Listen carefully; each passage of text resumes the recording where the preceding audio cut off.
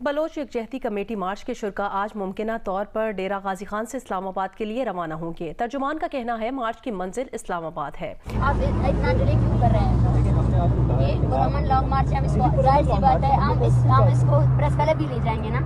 जब इलेक्शंस के लिए, जब दूसरे प्रेस कॉन्फ्रेंसेस के लिए प्रेस क्लब में जगह हो सकती है, तो क्या बलोच लापता अफराद के लिए जगह नहीं है? प्लीज कोऑपरेट करें। गिलगित बल्तिस्तान में जब सैलाब की वजह से आपका केच रूट 12 से 17 दिन बल्कि 20 दिन तक, तकरीबन 20 दिन तक बंद हुआ, तो इंडिया ने कहा था आप कारगिल के रास्ते से खोल दे ताकि हम गिलगित बल्तिस्तान को फूड शॉर्टेज जो है वो हम सप्लाई करें उनको। ठीक है, तो ये अगेन हमारी हुकूमत और हमारी हुकूमती कारकर्दगी पर एक बड़ा स्लैप है, चांटा है जिसको हम कहते हैं।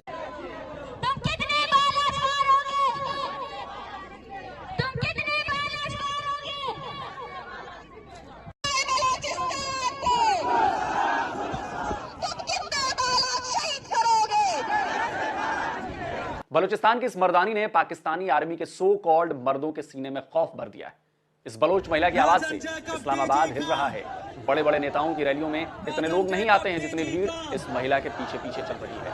और आज जो बात हम करेंगे वो है बलूचिस्तान की। यहाँ पर इस्लामाबाद में इस वक्त बहुत हंगामा है, जिस वक्त मैं और आप बात कर रहे हैं। यहाँ पे कई लोग जो है बलूचिस्तान से आए हैं प्रोटेस्ट के लिए। इस्लामाबाद प्रेस क्लब को सील कर दिया गया है, वहां किसी को जाने नहीं दे रहे और वो वहां जाने की कोशिश करें। चल क्या रहा है यहाँ पे?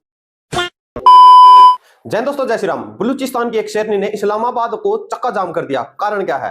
कारण है बलूचिस्तान में जबरन गायब होते नागरिक और बहू बेटियां जो भी हैं वहां पर आर्मी के द्वारा उठाकर उनका भाई रेप कर दिया जाता है, और जो भी कोई भी इसके खिलाफ बोलता है उसके हाथ पैर तोड़कर उसको भी खत्म कर दिया जाता है। तो पाकिस्तानियों की क्या रिएक्शन आ रहे हैं मीडिया की तरफ से, आप लोग क्या कमेंट सेक्शन में जरूर वीडियो शुरू करते हैं।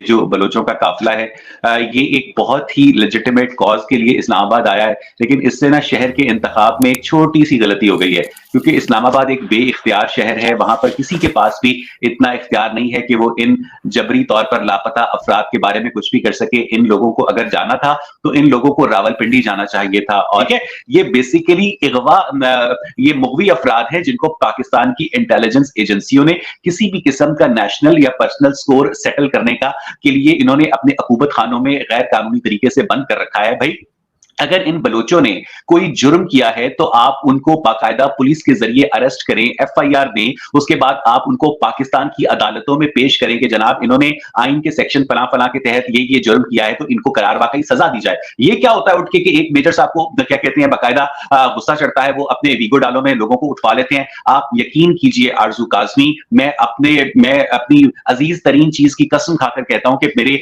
पाकिस्तान मिलिट्री में एक दोस्त हैं जो कि एक सर्विंग ऑफिसर हैं, उन्होंने बाकायदा मुझे निजी महफिल में बताया कि यार मेरी सवात में पोस्टिंग थी, मुझे एक बंदे पे तब चढ़ी, मैंने उसको उठवा लिया और मैंने उसको ना मुर्गियों के डरबे के अंदर बंद कर दिया। 3 दिन में उसकी तबीयत सेट कर दी मैंने। यानी आप इनका ईस्ट इंडिया कंपनी वाला स्टाइल चेक करें, आप इनकी रौनक चेक करें, आप इनका तकब्बुर चेक करें कि ये जिसको चाहते हैं उठवा लेते हैं और उसके बाद उसके जो अहले खाना है वो रोते रहते हैं।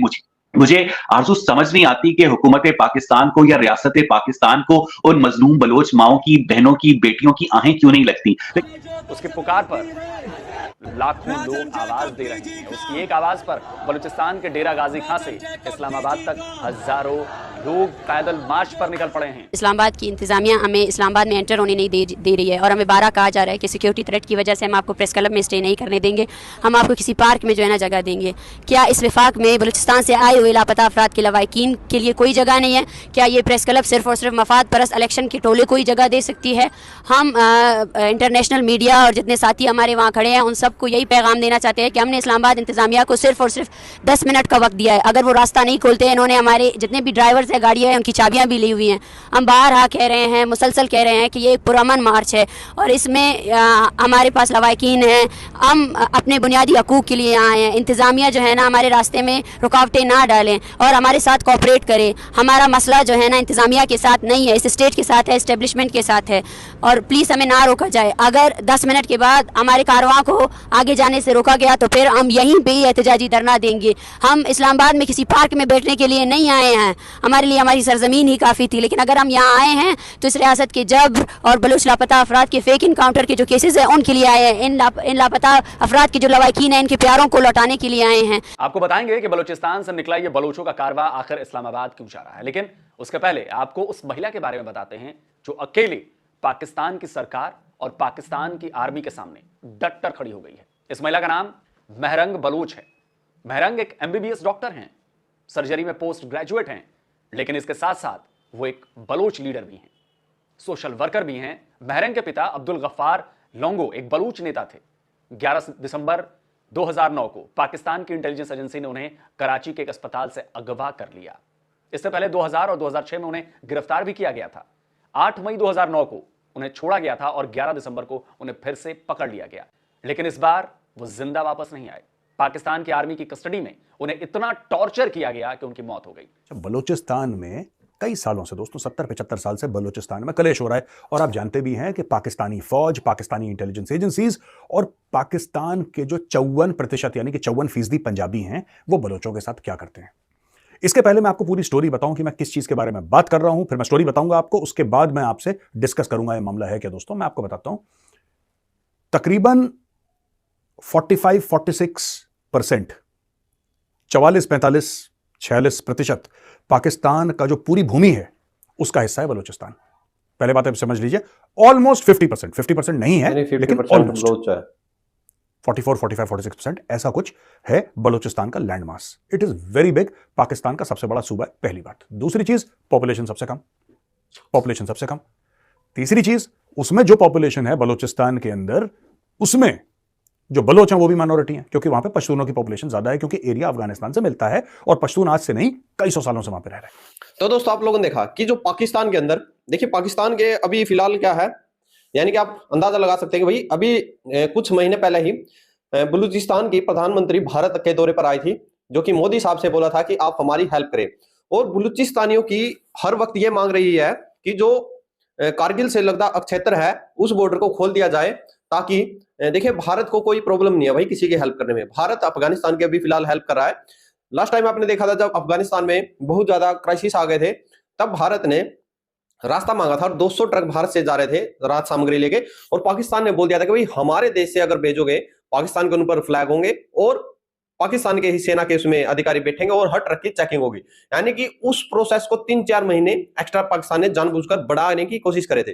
तब भारत ने अपने ट्रक 2 महीने तो ज्यादा लगे थे, ईरान के रास्ते से अफगानिस्तान के लिए रवाना कर दिए थे। और बलूचिस्तानियों की भी यही मांग है कि तुम पाकिस्तानी हमें तो कुछ दे नहीं रहे, तो भारत हमारी कारगिल के रास्ते से मदद कर सकता है अगर तुम वहां से उस चीज का कारगिल का बॉर्डर खोल दो।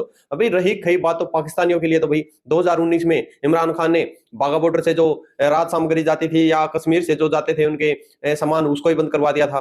ठीक है, यानी कि बलूचिस्तान को तो छोड़िए, ये तो भाई अपने पाकिस्तान नागरिकों के भूखा मरने पर खुश है। अब क्या आ रहा था कि आर्मी वाले है ना जो वहां पर इतना जुल्म और सितम उठाए हुए हैं, वहां पर कोई भी आर्मी के खिलाफ एक शब्द भी निकालेगा ना भाई साहब, उसकी सुबह जी भी कटी हुई मिलेगी, यानी कि बंदा ही गायब मिलेगा। यही हाल है पीओके कश्मीर के अंदर। आप लोगों ने देखा होगा भाई, जब पाकिस्तान से यूट्यूबर पीओके कश्मीर गए थे तो हर बंदे की, हर बच्चा वहां पर बोल रहा था कि भाई हमें तो भारत के कश्मीर में विलय होना है। तो उस समय कोई साइड में खड़ा वो बोल रहा था कि नहीं, क्या पता मैं सुबह तक बचूं या ना बचूं। तो ये हाल है पाकिस्तान का। सिंध को ले लो, बलूचिस्तान को ले लो, पीओके को ले लो, तो हर बंदा इनसे भाई भागना चाह रहा है। आप लोग क्या रिकमेंडेशन में रखे, जय हिंद, जय भारत, जय श्री राम।